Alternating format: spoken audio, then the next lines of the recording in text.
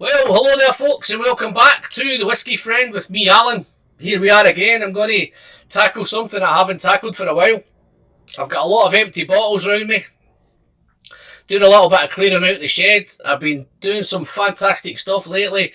Some of the bottles I've just managed to polish them all off now, and they're starting to mount up, so I just thought it's time to do. I can't remember how long ago it's been since I've done a recycle review. I think it's long overdue now because the bottles I've got here, there's some fantastic bottles though. This is by no means diving on Roy's thunder. Roy's the king of recycle reviews.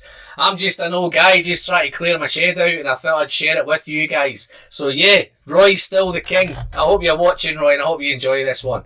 Let's dive into the first one, folks. I'm going to try and do 14 and 15 minutes, so let's see how we got on with that. First one on the list is the one I've been doing. It's taking me a wee while to get through this one, guys. I picked up 2 or 3 of these at auction. It's the old Longmorn 15. You can pick it up for it's about 45% ABV, 6 bourbon casks, some beautiful toffees and honey notes and ex-bourbon notes in this one. I have been doing them side by side with the old Longmorn 16. So on different nights, on a good night, this has come out on top. And on another night, the Longmorn 16 comes out on top. So 2 fantastic Longmorns. I'm thoroughly enjoying the Longmorn 18 at the minute, which is really, really nice. So that's the first one on the list today, guys. The Longmorn 15. 45% ABV. See you later, friends. So that's the first one gone. Where are we going to head next? Let's head across the pond, guys. I'm going to head over to the Americas. So I've got 2 Knob Creeks. Just a quick one, guys. These big shout to the Dram Yankee, Mr. Jerry Kersey, because he sent me both of these bottles. Jerry's, I've lost count of the amount of bottles Jerry sent me in a minute, but to be honest, give you a quick heads up, these 2 Knob Creeks, I've went through these bottles faster than any other bottles this year. I've got the Knob Creek single barrel, looks like it, yeah, single barrel bourbon, and I've got a Knob Creek single barrel rye.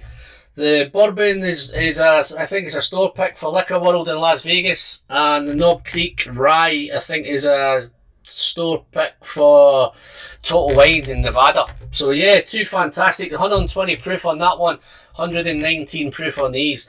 Typical bourbons, guy. I'm loving anything that Knob Creek's doing at the minute. But at this 120 proof, it definitely gives it a load of kick. It's got all those typical bourbon notes. I'm not even going to try and explain them with you, but the brown sugars, the caramels, the toffees, the fudgies, all of that stuff is in here. And then obviously the Knob Creek rye. Rye is a different thing, different animal altogether.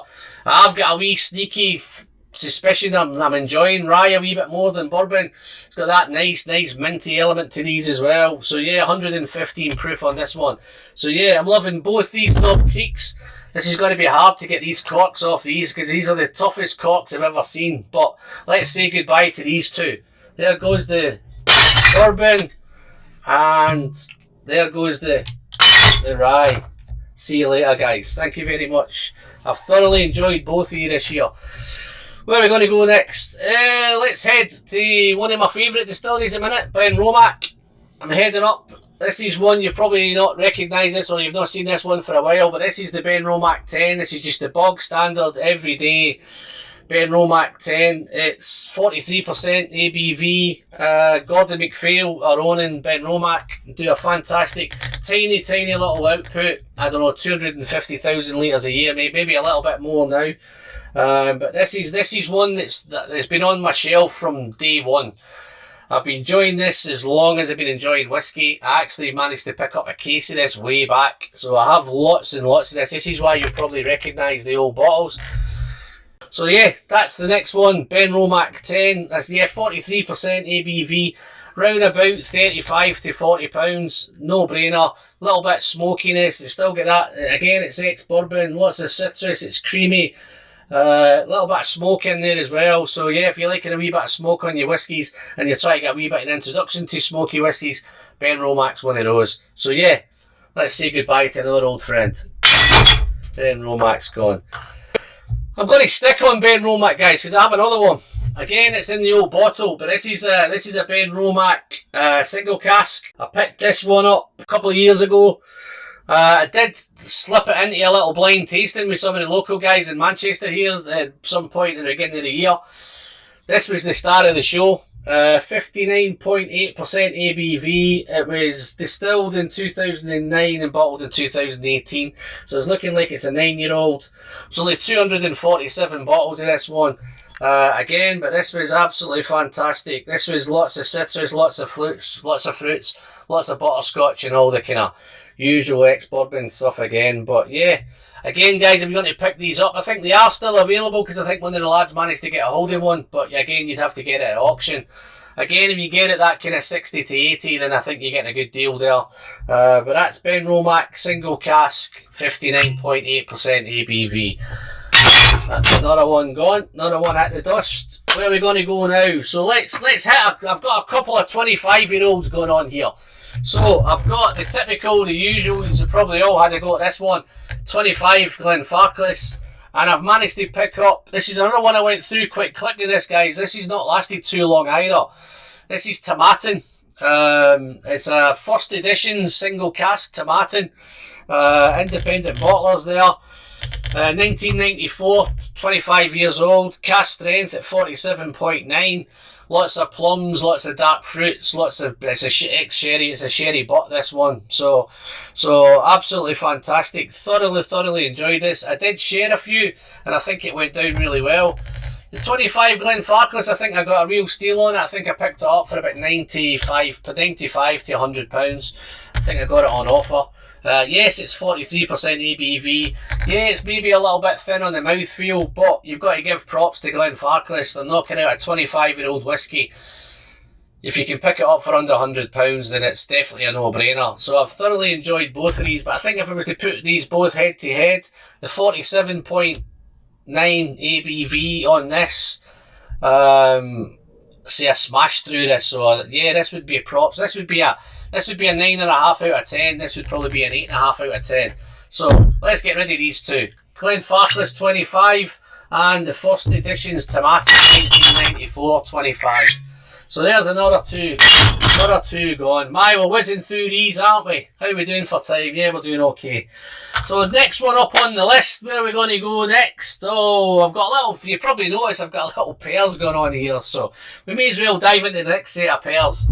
So we're going to head over to Campbelltown. So I've got the 2018 and the 2019 Campbelltown Festival bottles. So I've got the 2018 Ruby Port finish. That's peated, and it's 57.8% ABV cask strength. And I've got the rum cask finish, the 2019 51.3 cask strength. Both absolutely fantastic. I've had backups of these. See, I've done a couple of bottles of these in already. This is the second lot that I've been through. I've taken a wee bit longer to go through these two in a minute. I have shared a couple here and there with people, and they've both gone down well. Thoroughly enjoying the 2020 Tawny Port, and I've recently reviewed the 2021 red wine, the Bordeaux finish, red wine. So yeah, the Bordeaux one's taking a wee bit of time to get into, but it's coming around, it's getting better as I go down the bottle. The Tawny Port has been fantastic. I've loved the Tawny Port from day one. Managed to pick up an extra couple of bottles of that, so I've got that well stashed away.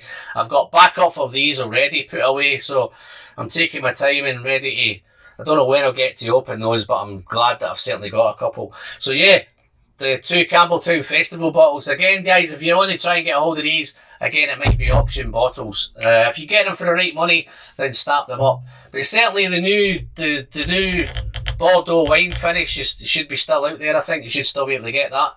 Let's get rid of these two. I'm going to go back to Glenfarclas, folks.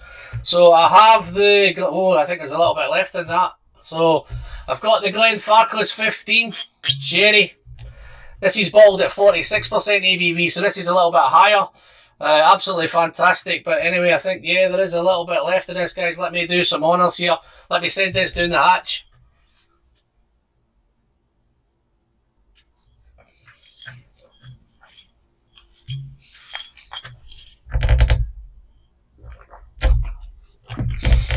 Oh, I forgot how nice that was. Absolutely wonderful. Typical sherry notes. Raisins, figs, dark fruits, dried fruits, all that usual. Glenfarclas heats there as well. I've got quite a few Glenfarclases. Obviously, I'm smashing through the Dangerous Ram again at the minute. The Glenfarclas 12. This is absolutely fantastic at 46%. I think if you could pick this up round about the 55 to 65 pounds, and I think it's probably 50 to 60 pounds in there, then that's definitely a no-brainer. I will be replacing this one, guys. I think this will always be on the shelf, this one. So Glenfarclas 15, that's another one done. Where are we going next? So I've got a few left. Let's tackle. Got another doubler. I've got Edradour 10 single cask. This is the unchilled filtered collection. This is a 2009 bottle. I've just recently finished this off last night, to be fair, and I've polished off the Edradour Caledonia. This is Edradour 12 Caledonia. Two fantastic Edradours. Edradour, I was looking to visit Edradour a couple of weeks ago and plans went off a little bit haywire, so I never got a chance to go there. Big disappointment, because I think it was opening back up that week as well, so it'd been great to dive in. But yeah, I'm loving Edradour. This is one of my favourite distilleries of the last year or so. It's got both sherry drams. This is the darkest thing they've ever seen. I know it's hard to tell. Oh, there's a little... okay, I think I know where that's gone.